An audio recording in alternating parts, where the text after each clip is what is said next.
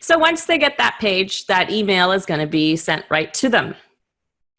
So it's going to follow the same formula as your thank you page, because we've already heard that it can result in 320% more revenue than other promo emails. So this is your basic template. You know, it's a subject line that says thank you, because we also learned the words thank you are important for getting people to open up that email, and what you promised. So thank you, maybe colon, you're free, whatever it is you're offering them. Again, thank them for registering, give them that link to the download. But again, but before you go, and a headline with those benefits, and make that special offer as well. So it carries all the way through. And it can be, you know, pretty much the same as what your thank you page is there. You may want to offer, maybe add a little bit more, because they'll see the thank you page first. Give them a different reason to take that customer offer there. So here's this is a fictional example. So, you know, again, it's the thank yous in the subject line. And it says, I'm not going to read through it all, but we're talking about, you know, congratulating them on their first step again. So, you know, they know that that's the first thing they need to do. But before they go, there's another offer, really hard to resist, something good for getting them on that customer list, and where you can sell them more expensive products afterwards. And some follow-up emails we're going to need, right? Because we're not going to stop at one. And what we've included with the training and in the VIP package, and I'm still going to go through all the emails. So even if you don't have the VIP, you're going to get this formula. If you are the VIP, you get the actual template documents that you can work with. This is something that I use, because even though some people will buy right away, others will need to see your message a few times. So if you use an autoresponder like Aweber or GetResponse again, make sure that those new subscribers, when they come into this free offer, that they're only getting the follow-up series. You don't want them to receive any other broadcasts that you might be sending the rest of your list while they're on that follow-up sequence. So the follow-up should be focused on the product or service that you're selling, right? But it can also be educational as well. So you want them to feel like they're getting benefit from hearing from you, even if they aren't buying right there and then. And if they are buying, they're going to feel like they got even more value. So this is the basic, 7 email that we do. And usually it's daily. I mean, you can test out different intervals, and it's not set in stone, but it's a great starting point, and it shows you how to create, interesting emails, but they're selling at the same time. You might replace some of the emails here with, adding case studies or adding FAQs. There's lots of different ways you can educate your potential customer so that they feel like they've learned something and they're also more ready to buy. But quick overview is we start with a thank you email that introduces the product and benefits. We already did that one. The second email is to make them, and I'm going to go in detail in a sec, make them imagine the possibilities of that product. Email 3 gives them ideas for making most of the product, so they're thinking about it more, how it could work for them. Email 4 is common mistakes in solving the problem that they have and how to avoid them. So see, that's valuable to anybody, but also gives them the confidence to start solving that problem and buying that product from you. And email 5 is a tips email, but again, you could mix it up. You could do case study, you could do an FAQ, all that different stuff, but our samples have the tips. And then the last 2 emails are basically reminders, last 24 hours, and then your last call. So let's go through all those, starting at email 2, since we've already done the rest of them.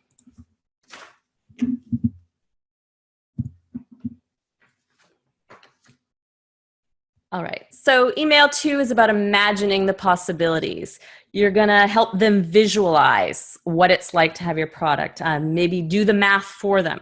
So for example, if it's a marketing product, tell them how much they'd have to sell to earn a certain amount of money. Or for weight loss, losing 2 pounds a week adds up to whatever by a certain date. Or for financial programs, saving however much money on their monthly budget means they'll be able to do whatever it is your target customer wants to be able to do. And think about, when you do this, is the benefit of the benefit. If you've learned about copywriting, you often hear about the benefits, that you should list benefits, not features. And an example would be saving time, saving money, whatever it happens to be. But that's just a benefit. But go further. For example, if your product saves time, that's the main benefit. What would your ideal customer want to do with that time? How would their life be different? Like, take it that extra step. If you have a targeted audience, you kind of know who they are and what's important to them. Help them visualize that. So would it mean more time away from work and more time with their kids, more time to strategize and plan their business, whatever it happens to be? Give them that extra thing where they can see how it would apply to their own lives. So here's an example. And actually the examples you're going to see are from it's affiliate emails that we put together for our affiliates for a certain product that I was working on. So we asked them, what would you do with an extra $5,400 a month? And we break down the math for them, as you can see on the screen. So it's a product that taught people how to create membership sites. And I'm sure some of our students here might have actually been part of Member Site Live, so they know what we're talking about. So we broke down the math. So if you had just 40 members at $11.99 per month, that's $480. That's a car payment each month, right? So we're helping them visualize exactly what that money could mean. So even if they don't have a car payment, they can still imagine how valuable that could be. Increase that number to 200 members to make $2,398. That would cover most mortgage payments and even more. And it goes on with different examples as well. And how do I keep going backwards? All right. So then we're talking about them, selling their membership at a higher price or something. And then, 200 members at $27 would be $5,400. That would probably cover your car, mortgage, utilities, groceries, and then some.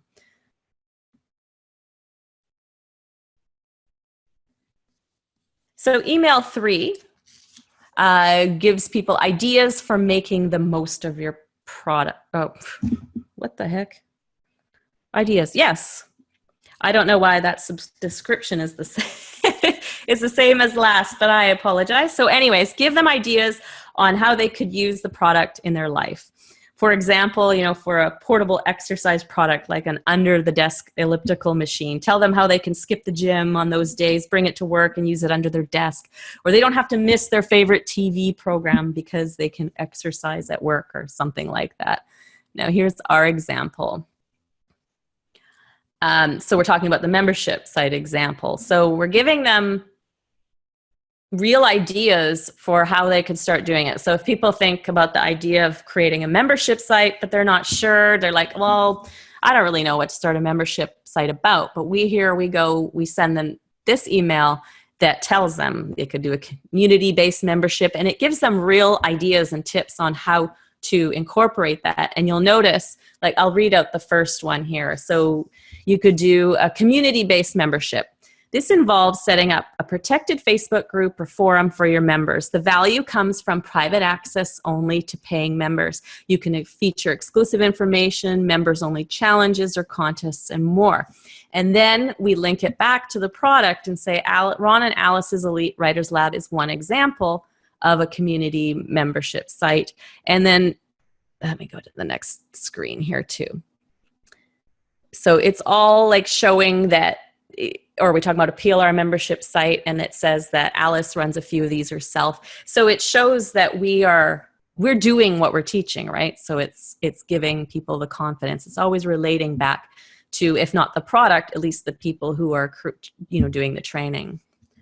So we're always educating them, but also still talking about the product at the same time.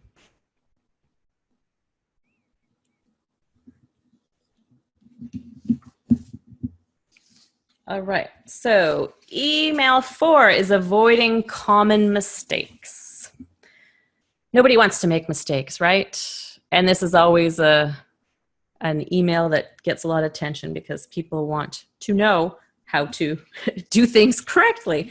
So you can outline about 3 common mistakes. 5 might be a lot. I'd just do 3. People make when trying to accomplish what your product does, right? So relate it to that. But you can it's still informational because you're talking about the problem that they're trying to solve. So tell them how to avoid those mistakes, but then also show how your product helps them avoid it effectively.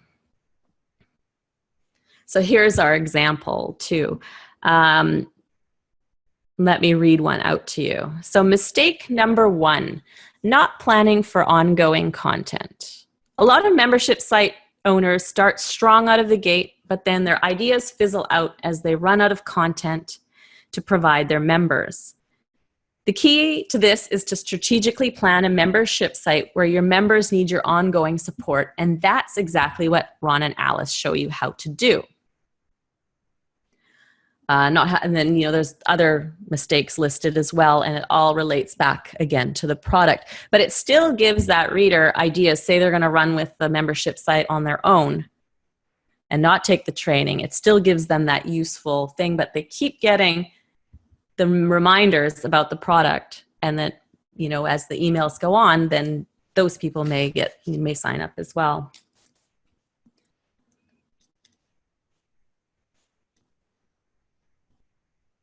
All right, and you'll notice too in all these emails, there's a coupon in this particular site. So there's always talking about the coupon deadline is coming very soon. This is generic and doesn't say how long because it's a series that affiliates can take and schedule how they want to. But if it was an autoresponder series and you're giving them 7 days or whatever it happens to be, or maybe you want to make it shorter, you can include that, how much time they have left. Try to create that sense of urgency.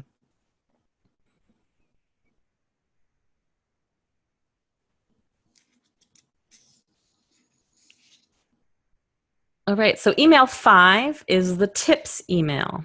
So give them some great tips they could use on their own, but would be even better if they had the product. This puts them in the mindset that they can accomplish what the product is going to help them do, right? Let's look at our example. So these is 5 value boosting items for your membership site. So again, they could take this and run with it on their own. Or if they want to figure out how to implement all this, they're going to go and sign up for the training. So we give them those few ideas. There's glossary, message border group, and a few others there. It's blocked on my screen. Anyways, but then it says, it ends with, of course, Ron and Alice have a ton more ideas for you, and they're going to walk you through each step of the process for creating, launching, and continuing to grow your profitable membership site. And seriously, if you don't want to get bogged down in any of the software technology, they'll take care of it for you. They're making this as simple as possible. And then again, it mentions the registration deadline and all that stuff to try to get them in a little faster.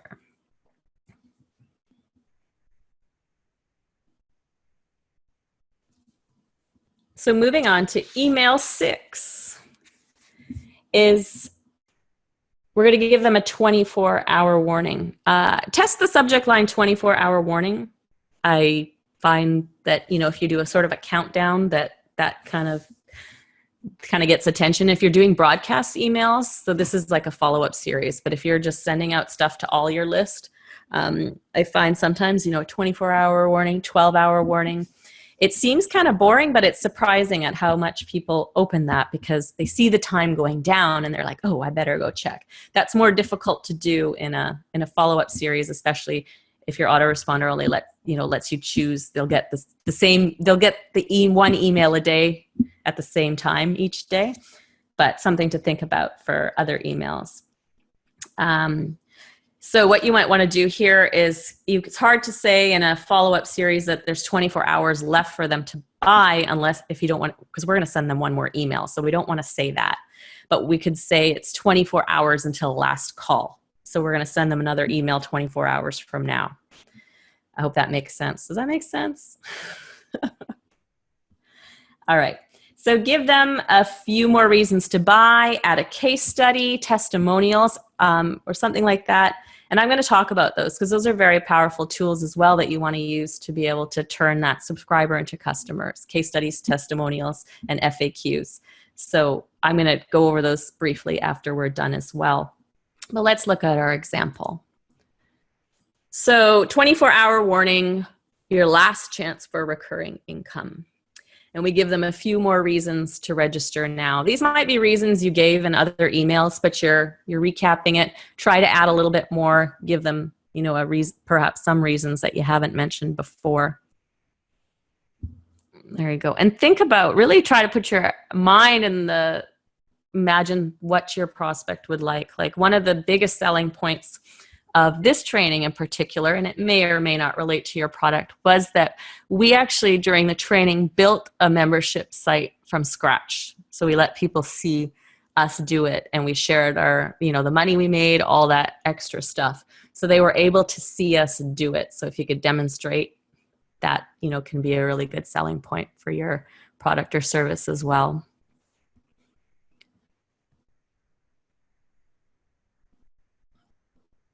All right. And your last email is going to be your last call. And on a last call email, whether it's a follow-up series or a broadcast, I always keep it super short and simple. And I also, there's urgency created by the fact that it's their last call.